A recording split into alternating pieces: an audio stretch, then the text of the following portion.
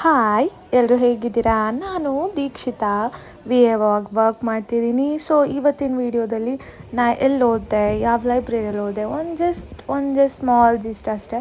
So ನನ್ನ ಜೊತೆ ನೀವು ಟ್ರಾವೆಲ್ ಮಾಡಿಕೊಂಡು ಬನ್ನಿ. ಸೊ ಟ್ರೈನಲ್ಲಿ ಹೊರಟಿದ್ದೀನಿ. ತುಂಬ ದಿನ ಆಗಿತ್ತು ಹೋಗ್ದಲ್ಲ ಬ್ಯಾಂಗ್ಳೂರಿಗೆ. ಸೊ ಬ್ಯಾಂಗ್ಳೂರಿಗೆ ಹೊರಟೆ. ಸೊ ತುಂಬ ಖುಷಿ, ಯಾಕಂದರೆ ತುಂಬ ದಿನ ಆದಮೇಲೆ ನಾನು ಓದಿದ ಲೈಬ್ರರಿಗೆ ಹೋಗ್ತಾಯಿದ್ದೀನಿ. ತಂಗಿ ಕೂಡ ಜೊತೆಗೆ ಬಂದಿದ್ಲು. ಇಬ್ಬರು ಒಟ್ಟಿಗೆ ಹ್ಯಾಪಿಯಾಗಿ ಖುಷಿಯಾಗಿ ಮಾತಾಡಿಕೊಂಡು ಲೈಬ್ರರಿ ಹತ್ರ ಹೋದ್ವಿ. ಇದು ನಾವು ಓದಿದ ಲೈಬ್ರರಿಯಲ್ಲಿ ಮೇ ಬಿ ಅವತ್ತು ಹಾಲಿಡೇ ಆಗಿದ್ದರಿಂದ ಯಾರೂ ಅಷ್ಟು ಜನ ಇರಲಿಲ್ಲ. ತುಂಬ ಕಮ್ಮಿ ಜನ ಇದ್ದರು, ತುಂಬ ಕಮ್ಮಿ ಸ್ಟೂಡೆಂಟ್ಸ್ಗಳಿದ್ದರು. ಸೊ ಯಾವಾಗಲೂ ಇವ್ರು ಯಾರೋ ಕೂತಿದ್ದಾರಲ್ಲ, ಅಲ್ಲಿ ಕೂತ್ಕೊಂಡು ನಾನು ನ್ಯೂಸ್ ಪೇಪರ್ ನೋಡ್ಕೊಂಡು ಕೂತಿರ್ತಿದ್ದೆ. ಅಲ್ಲಿದ್ದಾಗ ಎಲ್ಲ ಫೋನ್ ಬಂದರೆ ಮಾತಾಡ್ಕೊಂಡು ಕೂತಿರ್ತಿದ್ದೆ.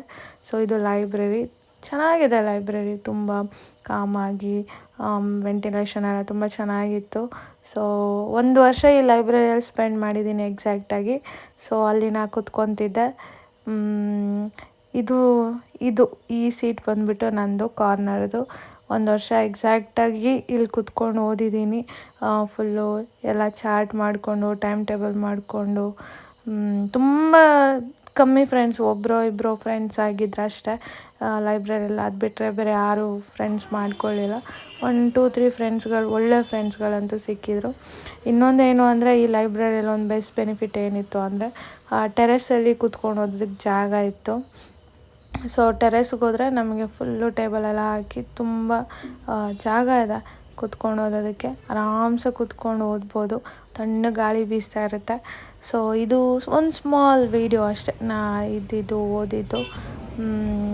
ಸೊ ಮತ್ತೆ ವಾಪಸ್ ಊರಿಗೆ ಹೊರಟು ತುಂಬ ಟಯರ್ಡ್ ಆಗಿದೆ ಟ್ರಾವೆಲಲ್ಲಿ. ಊರಿಗೆ ಹೋಗೋ ಅಷ್ಟರಲ್ಲಿ ಲೈಟಾಗಿ ಅಲ್ಲ, ಹೆವಿಯಾಗಿ ಮಳೆ ಶುರು ಆಯಿತು. ಫುಲ್ಲು ಹೆವಿ ಮಳೆಗೆ ಒಂದು ಸ್ವಲ್ಪ ನೆಂದು ಹೆವಿ ಮಳೆ ಬರ್ತಿತ್ತು. ಸೈಡಲ್ಲಿ ನಿಂತ್ಕೊಂಡು ಮನೆಗೆ ಹೊರಟೆ. ಮತ್ತು ನೆಕ್ಸ್ಟ್ ವೀಡಿಯೋದಲ್ಲಿ ಮತ್ತೆ ಭೇಟಿ ಆಗೋಣ.